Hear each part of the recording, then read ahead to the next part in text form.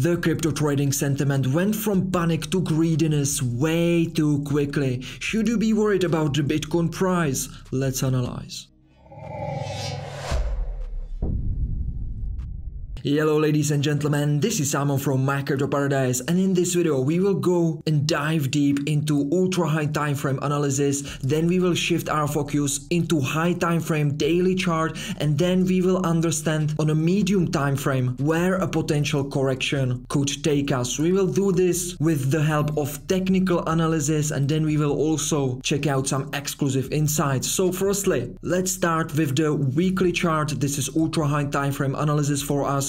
As you know from the video where I have been comparing this cycle to the cycle in 2021, where we also been finishing the motive impulsive move with ending diagonal, right now is happening something similar. If you have not watched the video where I'm talking about a potential crash towards $44,000 by 55%, go watch it right now so you can understand the dynamics. But right now let's dive deeper into this price action where we are forming the ending diagonal. So let's shift our focus on high time frame analysis. Right now we are on a daily chart. That means each candle represents 24 hours trading activity. So the ending diagonal often is being formed at the end of the fifth wave of our impulse, right? So you have 1, 2, 3, 4, 5, and the ending diagonal often finishing the fifth wave and starts the correction after the ending diagonal is finished, right? So that's probably what's happening right now. We have finished the impulse 1, 2, 3, 4, 5, and right now we are finishing it with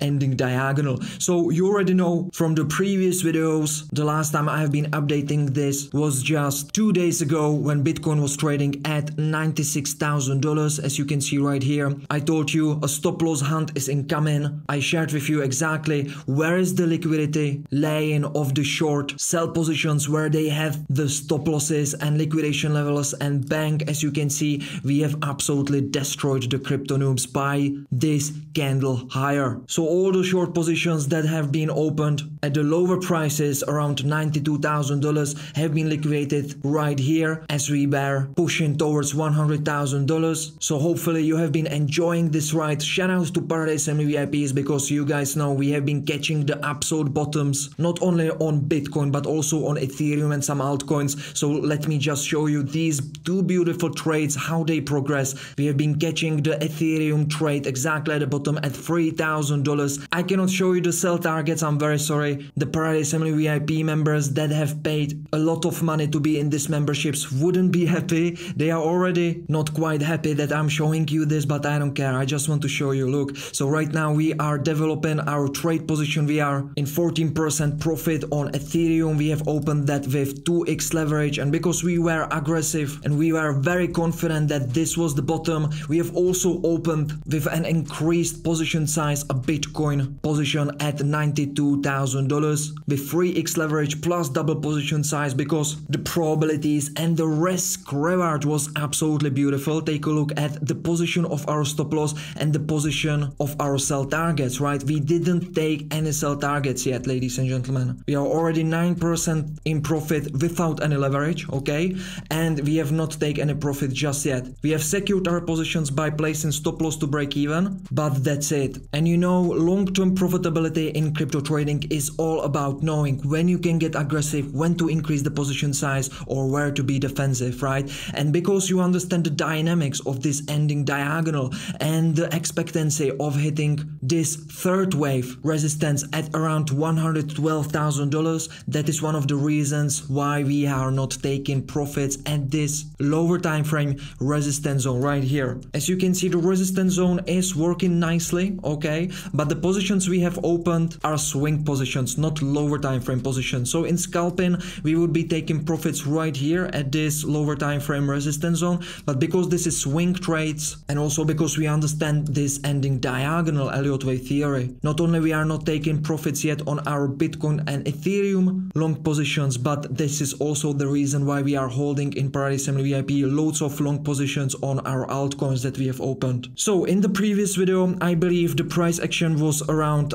this level, right? 96 $26,000. I've been telling you, like, the probability of going below this wick is so low, ladies and gentlemen. And I've told you, not only we have this bullish exaggerated divergence forming, right, that worked very well. Let me show you. Exaggerated bullish divergence. If you want to learn about it, go in our MCP free school. It is there for you to be a better trader, so use it. It's for free. A team of professional traders is working on this to make sure that you get the best possible education. We want you to be successful. So what is exaggerated bullish divergence? It basically means that the price is making equal lows, however the indicator, in our case MACD, is making high low. What does it mean? It means that the bulls can take over. Why? Because the bears are weakening. Take a look at this bearish strength and take a look at this bear strength at this low. This is a great opportunity for the bulls to take over, and that's exactly what happened. Together with that, I told you we are at this key medium time frame support zone, a great powerful liquidity pool that holds very well. There's loads of demand right here at this area. Together with that, on a daily time frame, we have formed this beautiful bullish hammer candlestick pattern. I also told you about this, right?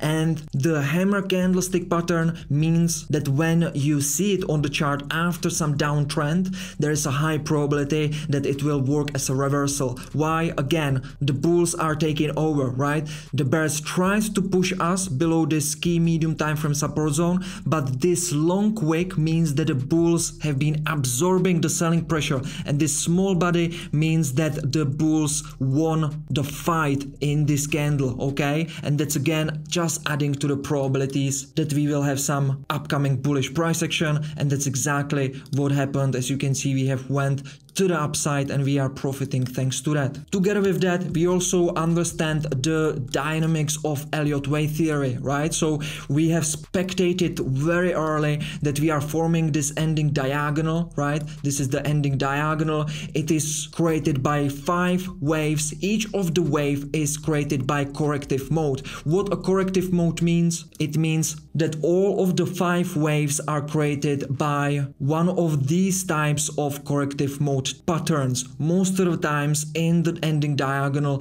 each of the wave is created by a zigzag, okay? ABC, zigzag, 3 waves. So right now on a weekly time frame, we are in the final impulsive 5th wave, right? And this 5th wave is in a motive mode and it is being created by ending diagonal. And right now we understand that we are starting the 3rd wave and we are in the C wave of the 3rd wave. Let me show you what I mean. So as I have been calculating in the previous video, we have finished the ABC 2nd wave, right? ABC right here. And then we started the 3rd wave, A, B. This was just a deviation from the price action, okay? Something what you need to count with in the crypto market that is illiquid and extremely volatile, okay? So we understand it the way that we have actually not broke the previous low, okay? Also because we are having the exaggerated bullish divergence here.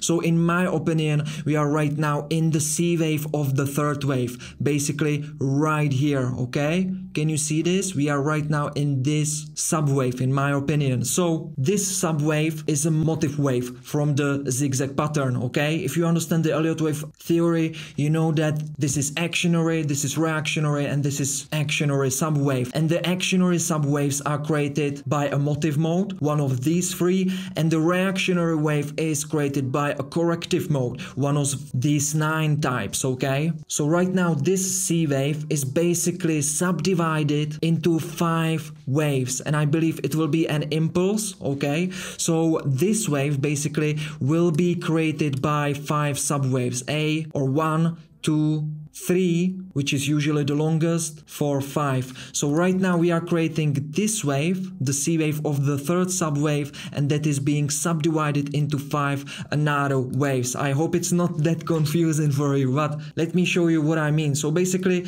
this impulse will be having 5 subwaves, okay?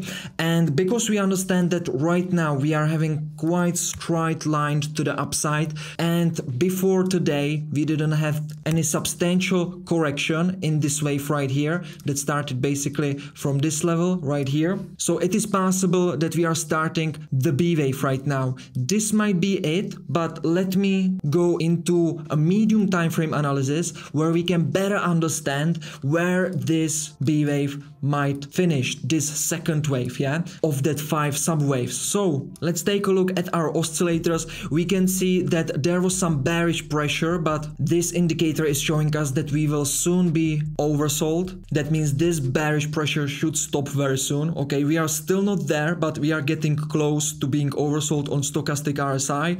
This classic RSI is showing us that we are retesting the moving average trend line. Okay, we are trying to cross it, but right now we have not crossed it yet. Also, there are no bearish divergences. As you can see, there was a high, then we created a higher high. Same on the indicator, there are no bearish divergences.